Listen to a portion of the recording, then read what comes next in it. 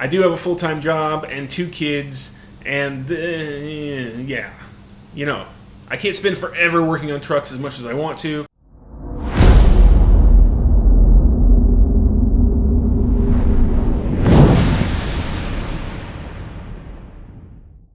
Hey everybody, and welcome to Dad Bod RC, another episode of Shop Talk where I talk about the things that have been going on in my shop.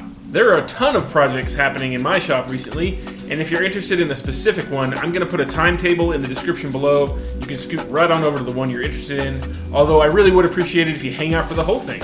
So I'm just going to jump straight into them. The first one we're going to talk about is the Grape Ape.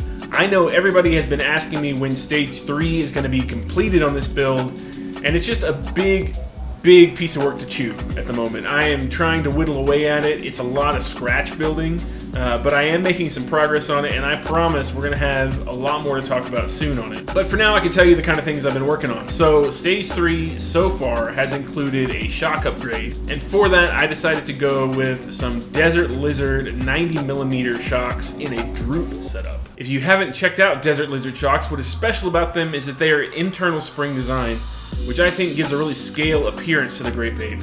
And for the oil, I'm running an 80 weight Team Low C, and the springs, I'm running a medium for the regular shock spring and a heavy for the droop spring. All in all, I think it looks a lot better with these, as it sits a little bit lower, it's not as high as it was in the dual rates, and it doesn't have as much bounce as it did with those, so it looks a lot more realistic in scale.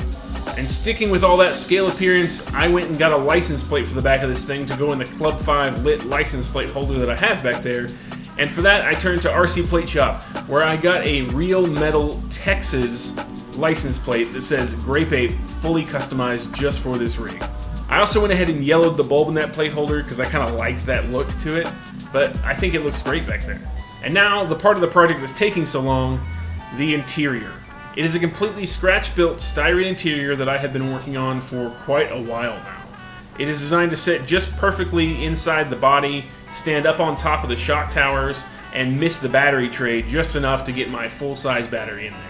The styrene tub itself is actually just about done, but I've been working on a few other things, including an interior roll cage. And rather than make that roll cage out of metal, I decided I wanted to try my hand at making it out of styrene to see what it would come out like. In order to accomplish that, I got a lot of styrene tube. I actually used my soldering iron, it's a gas soldering iron, to heat the styrene tube and do my bends. And I used some styrene slurry to fill in some gaps, but really it was just about the elbow grease to get the joints right, and I think it looks pretty good. I also put my Anycubic Mono X to work quite a bit, printing interior components for this rig. So far I've got a set of seats, I've got a really nice dashboard, and I've got a couple of door panels printed up. I've got all those coated in a Tamiya light sand color because my intention is to go with kind of a beige leather for the interior of this. I think it's going to come out kind of nice. But I still do have quite a few 3D printed pieces left to run on that Anycubic. I'm working on drawing up a back seat, a gear selector, and a 4-wheel drive knob. But yeah, there's still a lot of work to do on this thing, and hopefully in the next couple of weeks I can put enough into it to get it to a place where we can paint it and see what it looks like in the rig. Next on the project list is Project ToyoDUH, and I'm about to kick off a series with that rig called You Won't Believe It. Yes, it's a pun, and yes, you're going to have to endure those because I'm going to use them every chance I get. Anyway, what we'll be doing in this series is taking the leaf spring suspension of that truck and trying to make it as capable as possible.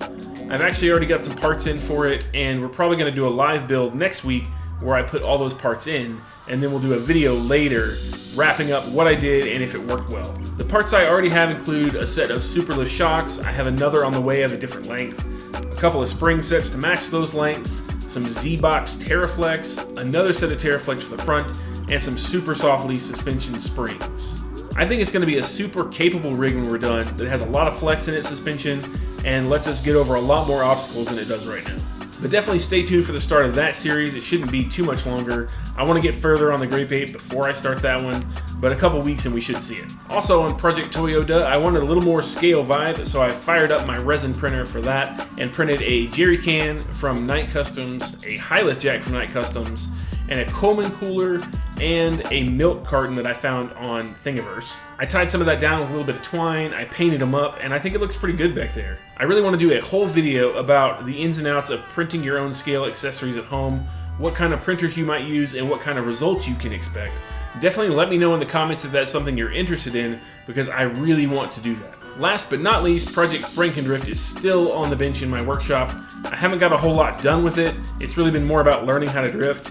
But I have swapped the tires out for something a little bit cheaper. The Hoons are kind of expensive and I don't want to burn through those while I'm learning. So I've got a cheap set of tires and wheels on there so I can learn. I also went ahead and threw a heatsink and fan set on the motor because it was getting warm in that first video. But I should have more progress on it soon and get it back out on that tennis court and see if I can drift any better than I did last time.